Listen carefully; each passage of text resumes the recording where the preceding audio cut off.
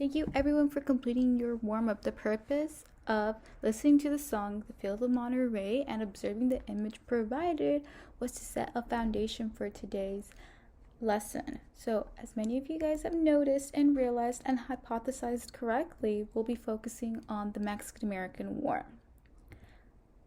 As you can see on our PowerPoint, here is the map of North America that we already love and know and see on our daily lives. So you can see at the top is Canada, in the middle is the US, and then at the bottom is Mexico.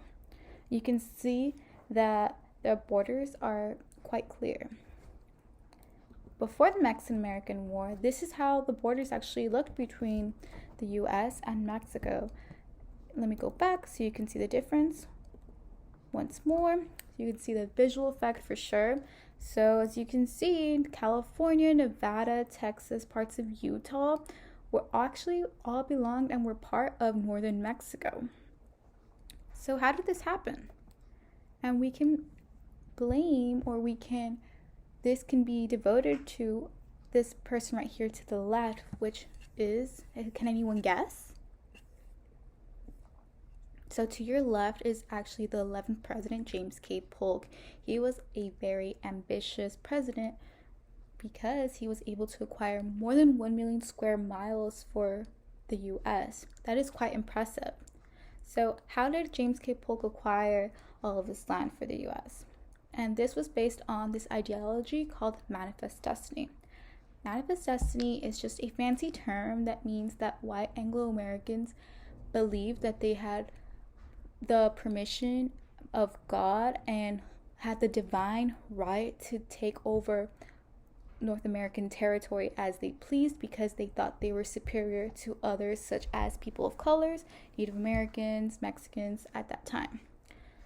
So because James K. Polk believed he was truly superior to others, it was a perfect way to claim land regardless of anyone and any rules already stipulated. So he wanted to actually lay claim to California, New Mexico, and disputed parts of the border near Texas. So what did he do? He sent an American diplomat to Mexico City, and the U.S. actually offered $30 million to the Mexican president at the time. Not surprisingly at all, the Mexican government laughed as if they thought this was a joke, and they denied this offer. As a result, Polk sent Commander Zachary Taylor to provoke a fight in the South in this undisputed territory.